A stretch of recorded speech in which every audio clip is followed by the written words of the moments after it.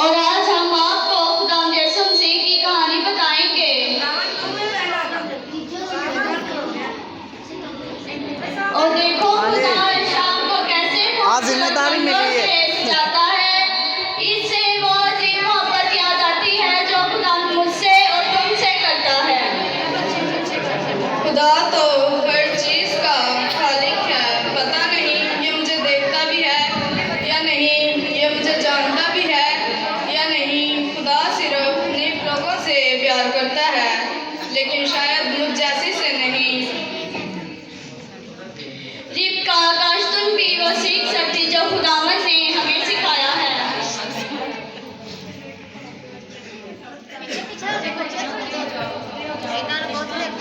यीशु की कहानी पूरा क्या तुम उनके बारे में बताओगी? हाँ, मैं बताऊंगी। क्या वाकई खुदा यसुम मसीह की कहानी सुनना चाहती हैं? जी हम जरूर सुनना चाहती हैं। हाँ, अंदर आ जाओ, मैं आपको खुदा यसुम मसीह की कहानी बताती हूँ। तो मैं आपको शुरू से बताती हूँ। आप यीशु मसीह से कब मिली थी? नहीं, यीशु की कहानी समझने के लिए आदम और हवा से आगाज करते हैं, जैसा कि पाक साहिब में लिखा है। जोरदार ताली। जमीन की मिट्टी से इंसान को बनाया और उसके नथनों में जिंदगी का दम फूंका, तो इंसान जीती जान हुआ।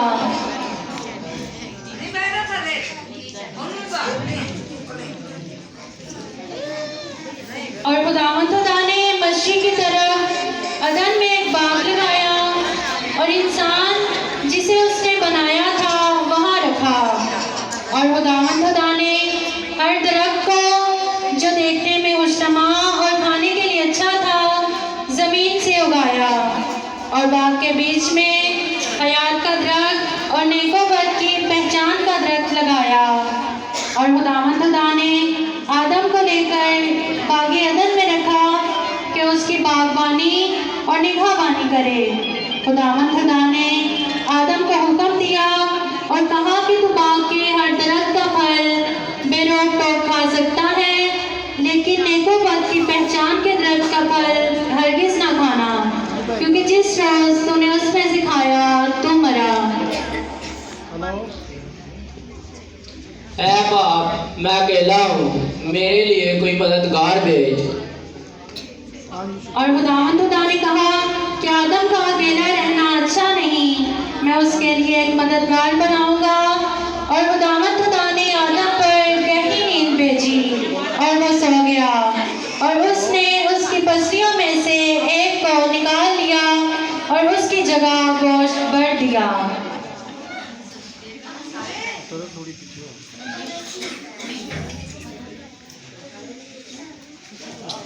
ऐ बाप, मैं तेरा शुक्र करता हूँ कि जिसने मेरी दुआ सुन ली।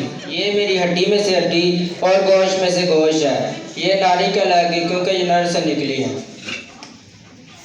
और जो कि सांप, जो कुल दहती जानवरों से जिनको खुदावंद खुदा ने बनाया था, चालाक था। और उसने औरत से कहा,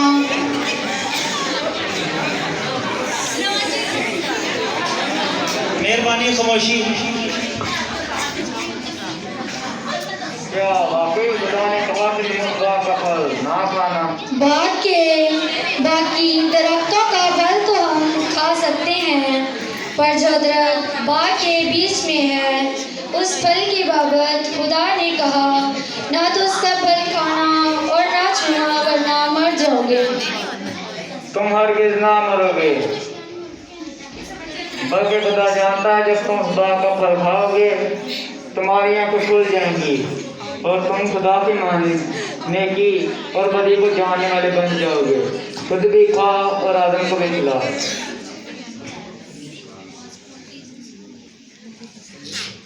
आदम, ये फल खाओ। ये फल तुम्हें किसने दिया? ये फल मुझे इब्लीस ने दिया। ये फल वो तो नहीं जिसकी बाबत खुदा ने कहा था इस फल को ना खाना। उसने कहा कि इसको खाने से तुम्हारी आंखें खुल जाएंगी और तुम नेकी और बदी को जानने वाले बन जाओगे।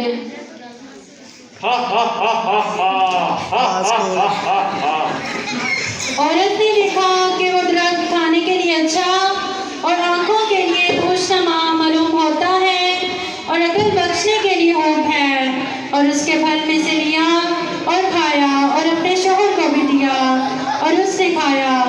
तब उनकी आंखें खुल गईं और उनको मालूम हुआ कि वो नंगे हैं, और उन्होंने अंजीर के पत्तों को सीकर अपने लिए लुंगियां बनाई, और उन्होंने खुदावंद खुदा की आवाज़ जो ठंडे वक्त बाग में फिरता था सुनी, और आदम और उसकी बीवी ने अपने आप को खुदावंद खुदा के हजूर से छुपाया।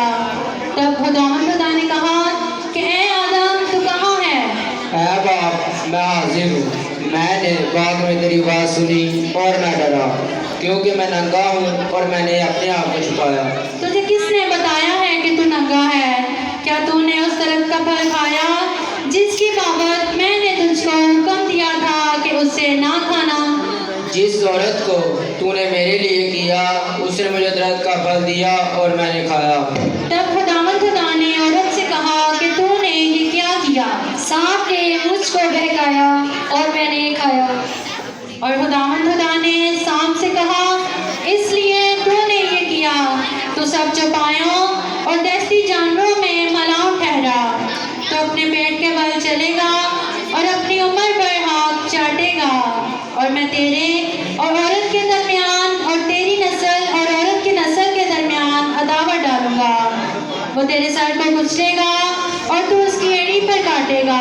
फिर उसने औरत से कहा, मैं तेरे दर्द हमल को बहुत बढ़ाऊंगा, तो दर्द के साथ बच्चे जनेगी और तेरी रुकबत तेरे शौहर की तरफ होगी और वो तुझ पर हुकूमत करेगा।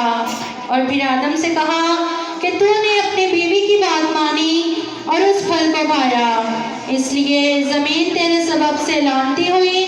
मशक्क़त के साथ तो अपनी उम्र भर उसकी पैदावार खाएगा, तो अपने मुँह के पसीना की रोटी खाएगा जब तक ज़मीन में तू फिर लौट ना जाए, क्योंकि तू उससे निकाला गया है, क्योंकि तू हाक है और हाक में फिर लौट जाएगा। जोर